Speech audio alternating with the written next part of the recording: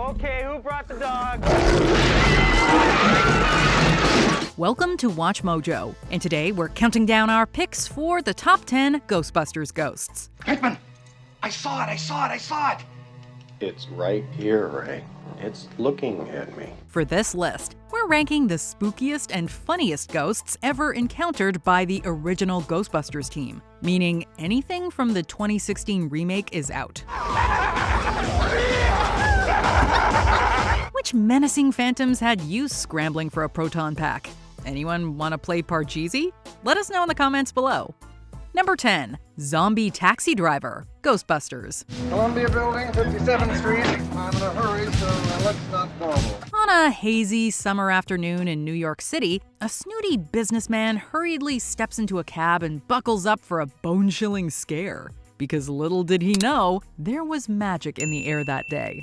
The Ghostbusters ecto-containment unit exploded, setting loose an army of diabolical ghosts that are rampaging through the city.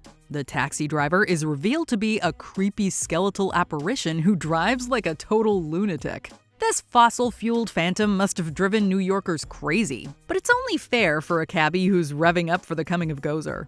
The taxi driver ghost may only appear on screen for a moment, but his crazed, rotting visage is the stuff of nightmares. Number 9. Pappy Sargassi, Ghostbusters the Video Game. In 1991, the Ghostbusters returned to the Sedgwick Hotel to catch a few more loose spooks. But one of those spooks was hell-bent on catching the Ghostbusters by hook or by crook. Pappy Sargassi was a salty old fisherman who shellfishly turned the various areas of the hotel into a haunted watery maze. He becomes a major haddock for the reeled Ghostbusters as he lures them deeper and deeper into the barnacled hotel. The Ghostbusters may flounder in their first attempts to catch him, but they put an end to his coral when they trap Sargassi in the dining room. The Ghostbusters catch the crabby fisherman in a pinch and make their clams for the night. Pappy Sargassi was certainly the Ghostbusters' deadliest catch.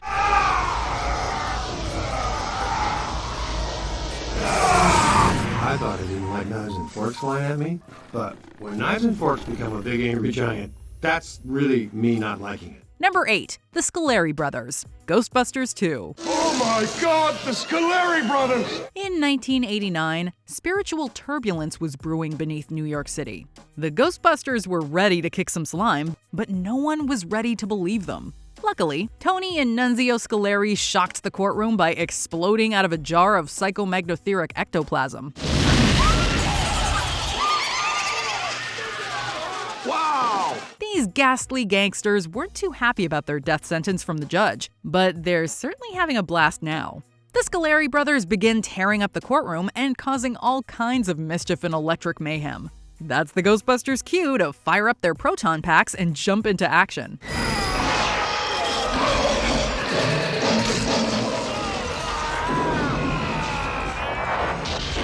The Scoleri brothers put up a pretty good fight, but ultimately they're too slow for the Ghostbusters. Game over, Super Scoleri Brothers. 2 in the box! Ready to go. We be fast and they be slow! Number 7. Dream Ghost, Ghostbusters. Everybody's heard ghost stories around the campfire, but in case you were confused about what was happening in the scene, a mysterious, beautiful lady appears in Ray's dream. Steeped in a sensual aura, she hovers above Ray, beckoning him with her hungry, voluptuous gaze to indulge her deepest desires. So here's what we like to think was happening. You see, earlier in the film, Ray was snacking on Cheez-Its. And it just so happens that the dream ghost loves Cheez-Its. It's practically her favorite food. Ray happened to have a handful of Cheez-Its in his pocket when he went to bed, so the dream ghost was just trying to unbuckle his pants so she could get the Cheez-Its from his pocket without waking him up. Yep, that's what we're going with. Number 6. Spider Witch, Ghostbusters the Video Game. The Spider Witch was a pretty pesky poltergeist who haunted the Sedgwick Hotel. In the 1920s, she became a Gozer worshiper who took pleasure in seducing unsuspecting men back to her room. I say, young lady, you are full of surprises. After you, my dear. Her victims were found dead, quote, hung from the ceiling and drained of blood. She's half human, half spider, and she controls an army of skittery spider minions. Heads up! Sounds scary? No worries, just leave it to Egon Spengler to straighten out this slinky spider. In 1991, Egon and the rookie Ghostbuster went up to the hotel's 12th floor and discovered her secret lair. Then they showed that witch how they do things downtown. She was a fearsome foe, but a spider is no match for a Spengler.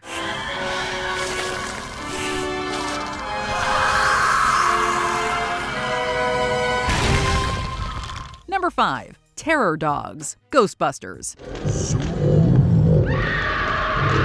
Not to be confused with North American black bears or cougars, terror dogs are a dreaded species of demonic hellhound, most commonly associated with the ancient Sumerian deity, known by names like Volga-Zoldrohar, Lord of the Sabulia, and of course Gozer. Terror dogs are notable for their fiendish and frightening attributes: sharp fangs, claws, glowing red eyes, and a terrifying roar. Okay, so she's a dog. Should you ever find yourself cornered by a terror dog, offering a milk bone is not likely to sway their diabolical desire to possess you.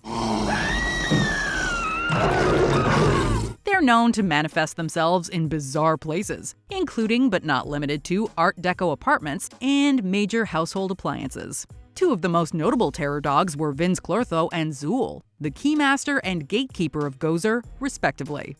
Number 4. Vigo, Ghostbusters 2 and Ghostbusters the video game. What was will be, what is will be no more. Now is the season of evil. As the Ghostbusters discovered the secret of the pink ooze, it led them straight to a creepy, mysterious painting of Vigo the Carpathian. Mr. Vigo! Vigs, would you look this way, please? Come on, show me something. Vigo was an evil tyrant and sorcerer from the 1500s who became known as the Scourge of Carpathia. Vigo was despised and put to death by a rebellion of his own subjects. His vengeful spirit lay dormant within the painting for centuries. When my vindication comes, you'll wish you'd been born inside out. When he returned, he vowed to reclaim his throne of blood upon a mountain of skulls. In hindsight, it does seem as though Vigo might have overreacted to losing a kitten over 400 years ago. Nevertheless, Vigo was one of the slimiest, scariest villains the Ghostbusters ever battled. Good vibes and proton packs always win the day.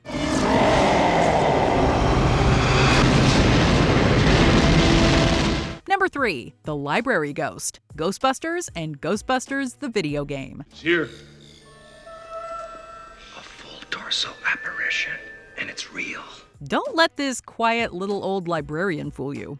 At first glance, Eleanor Twitty may appear bookish and reserved, but her spooky circulation will send books flying off shelves. Eleanor was the very first free-floating full-torso vaporous apparition encountered by the Ghostbusters. I'm Peter. Where are you from, originally?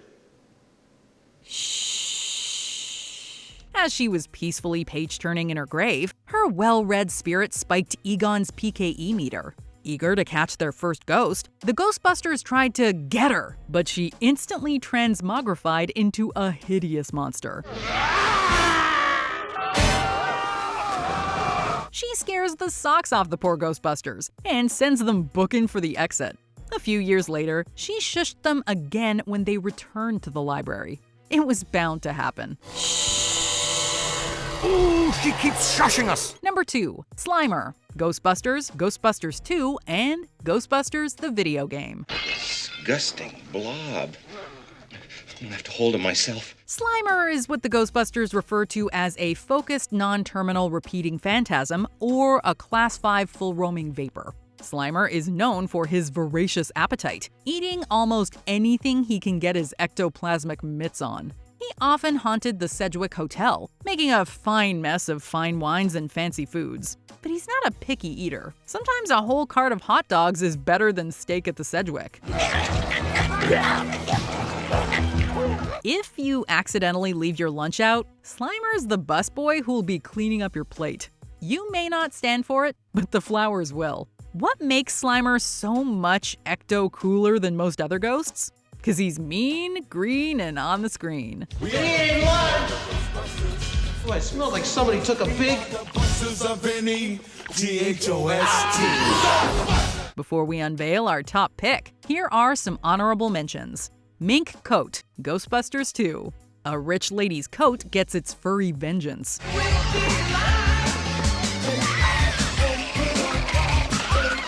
Ghost Train, Spectral Locomotive, Ghostbusters 2. A spectral locomotive that rockets past Winston.